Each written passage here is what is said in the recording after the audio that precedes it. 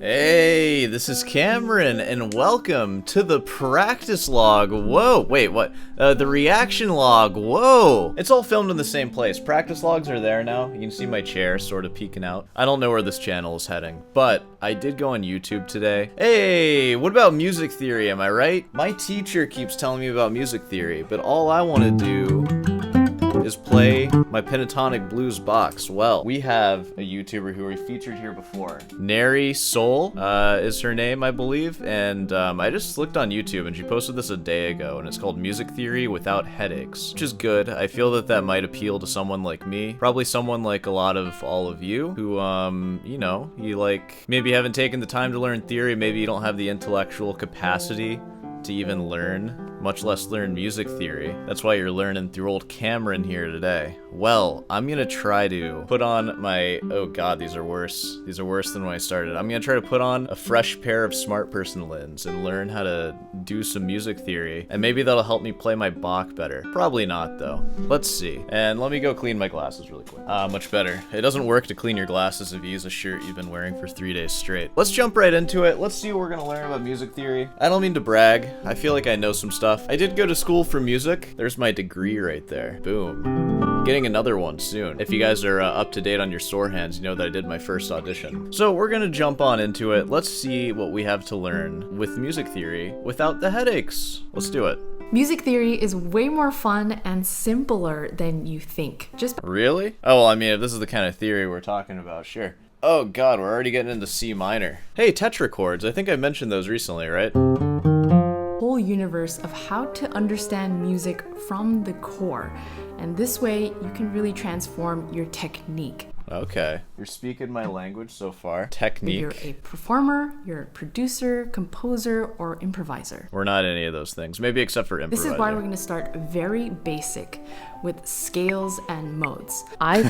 She sounds like a guitarist. We're going to start with modes, the most basic form of scale, G mixolydian. Wish I was taught back when I was learning as a student. Here's a very famous sonata by Mozart. Never heard of it. Let's see if we can play it on guitar. Oh no, the superior instrument. I have to do this.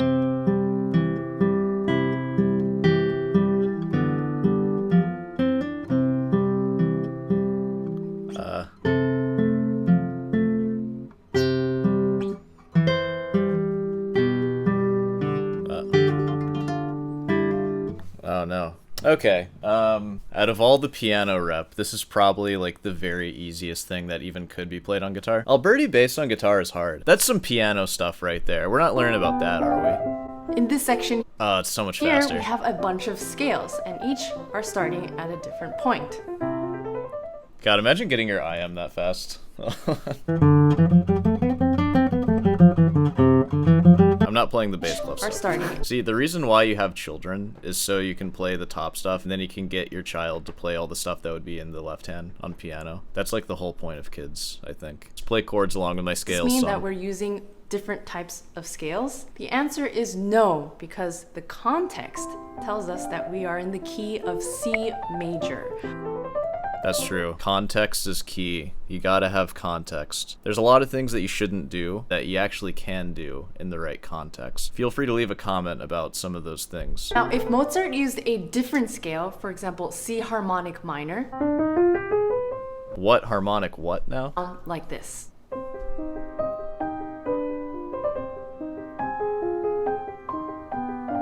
Don't make me read it too. I just gotta prove myself.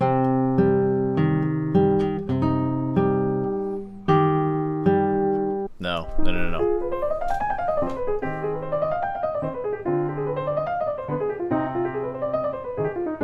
Is really the next part of that song just straight up scales and that's it? Oh man. Man, Mozart really phoned this one in, didn't he? Nice one, Mozart.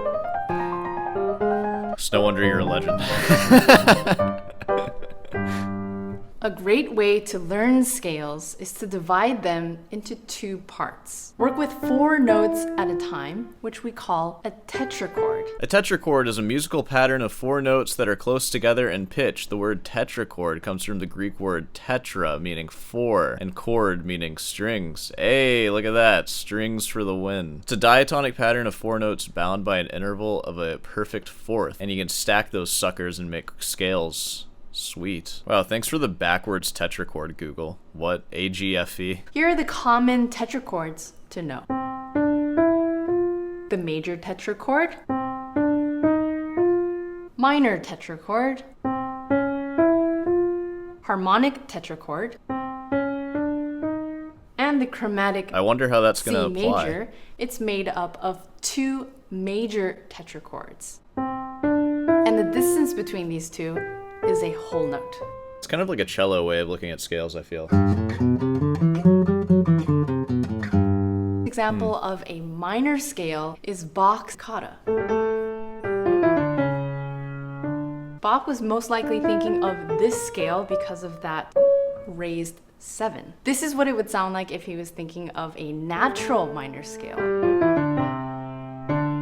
Here, Sounds like it's funk just a little now. less effective in this context. Sorry, I feel like I just need to throw this in. I'm editing right now. Yeah, I get that this is a video like trying to teach scales. I find it odd saying that Bach was probably thinking of harmonic minor by including the leading tone going to D at the end of that phrase. Like, I feel like thinking of scales in that way can be sort of a dangerous thing because it sort of takes the value hierarchy out of the notes of the scale. Because that note that leads to the D, C sharp, like that's not just the same as any other note in that scale. Like, it's a very important note. Like, it's called the leading tone. And Bach used it not because it's in harmonic minor, but because he was playing the dominant of D minor, and that note is part of the dominant chord, and part of the tritone that makes up that dominant chord, the tension that resolves to the tonic D minor. Saying Bach was thinking of harmonic minor, it almost makes me kind of feel like someone's just improvising using the harmonic minor scale, and they have like a probability of hitting each note, and the C sharp leading tone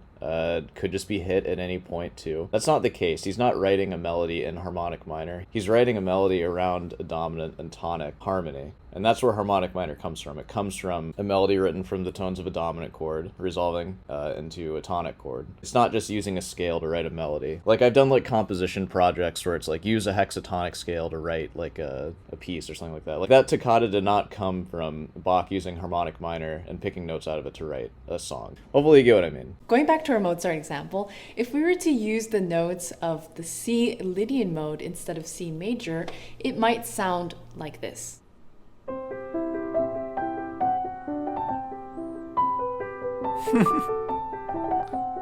It's the Jacob Collier version of this. I feel like tetrachords on the piano, it's kind of similar to the guitar, like, tried and true method of just learning patterns and fingerings without actually knowing what you're playing. Because I feel like even still, 2 major tetrachords stacked on each other,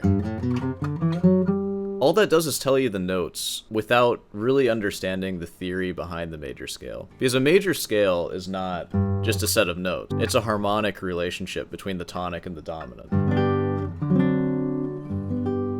Really, you get more sense of the major scale from hearing it instead of like that, but rather, you know, that kind of gives you more of a sense of like what, like the push and pull in the scale itself. So I feel like learning this tetrachord thing is similar to like how I learned scales on guitar, which is major scale, start on your note 2 4 1 2 4 1 3 4. And then you just sort of have, like, instead of tetrachords, but just, like, you have, like, a half-whole, like, 3-note chord. Not a triad, though, obviously. And then you have whole and then half-step. And then that's pretty much the 2 things, like, half-whole, half-whole. And each of those is separated by a whole step always. And then sometimes it omits one of the notes. So that's just a whole step. And with that, you kind of get the same amount of information that you get here, which is just you get the notes. You don't understand the harmonic context quite yet. I feel that harmonic context, it's very important, like you should know it, but I didn't start by knowing that. Sometimes I feel like it kind of makes more sense to just learn how to play the notes and then really learn what they mean later. Like, it's the same thing with learning how to speak. You don't make a baby, or whenever babies start speaking, I don't know, like, is that like 2 years? Is that how long it takes? I have no idea. But you don't throw them into grammar classes. You just talk to them, and they just learn sort of by rote. And then later on, once they already know how to speak, then they can learn the rules that they sort of internalized already. So it seems like this is just another way to do that, but that just kind of makes sense on piano. Because maybe on piano, like, the whole tetrachord thing makes sense because it's 4 notes at a time. I feel like that's like a normal amount you'd play before, like, shifting. On guitar, it makes more sense to do 3-note things that are separated by whole step. So you're not having to do, like, shifts all the time. It's reminiscent of the dummy way of learning guitar, which I approve of very much, so... Can you get a job? Can you do something else? This dog needs to be practicing piano. I would never let my dog not practice piano. I want to explore one more variation with this Mozart using C Dorian. You're getting into dangerous territory over here now. Once you go Dorian, there's no helping you.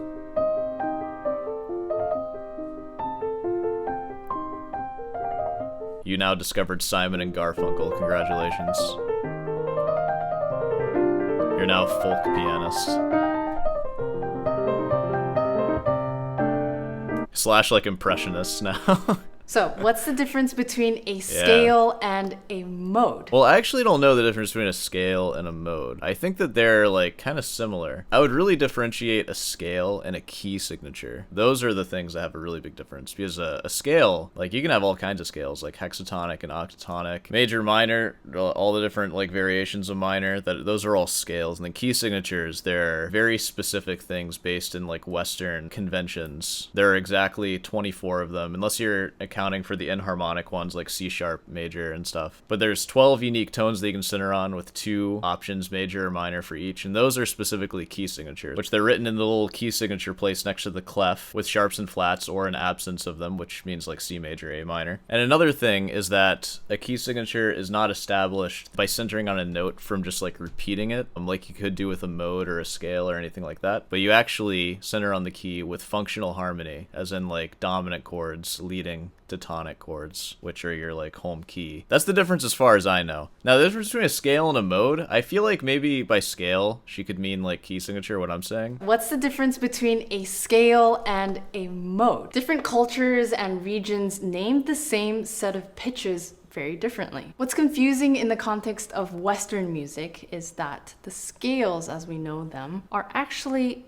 part of church modes. There's a long history behind where these sets of notes come from. What's good to know is that the names come from regions in Greece, but the naming system we know of today comes from the Christian church from the Middle Ages. There are 7 church modes, and learning them is very simple, especially at the piano. Wait, I'm confused as to what the difference between them is. I think I get what she's saying now. The difference between a scale and a mode. A scale is just a assortment of notes, right? Like within an octave, or like maybe not, depending on how crazy you want to get. But she's talking about modes historically. In the Christian church, they're a very specific thing. They're probably composed in specific ways too. I feel like in the modern day, we kind of just lump modes into scales, and in fact, we kind of appropriate the word modes for a lot of things. Like Phrygian dominant is a mode of harmonic minor, which is not a part of these like Christian church modes that we're talking about here. That I mean, you can take a mode of any scale by just starting on a note that isn't the typical starting note. So it's sort of like a double meaning right now. So like in short, modes like Dorian, Phrygian, Ionian, those are technically scales, and we think of them as scales now, but in a historic context, there are only 7 modes, and they all have names: Ionian, Dorian, Phrygian, all that. And the rest of scales that are just included in like the vast wealth of scales that we have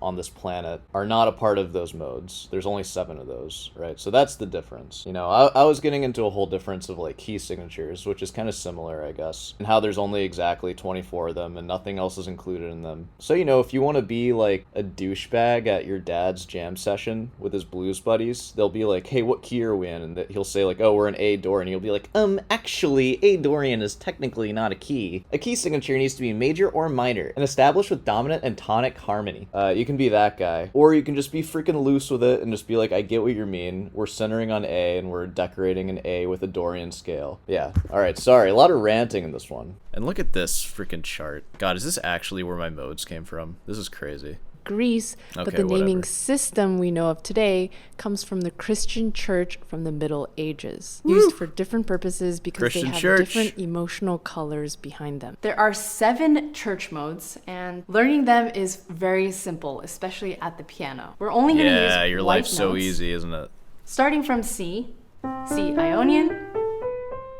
We're going to shift over one note and start from D, and we have D Dorian, E Phrygian. When I play them like this, it's kind of hard to hear the differences between each one. So let me demonstrate each mode again. C Ionian,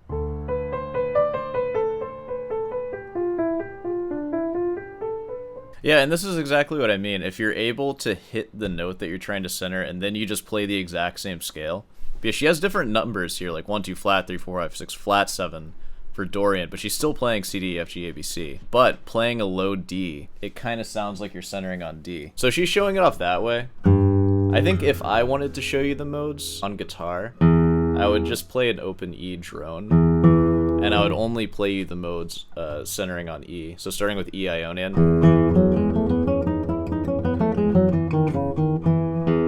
Versus E Dorian.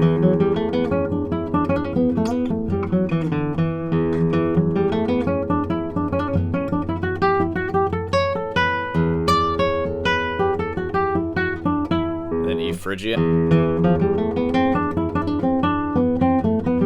Lydian.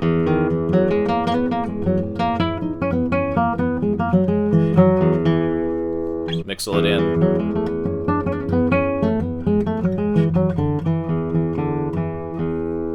Aeolian. Locrian.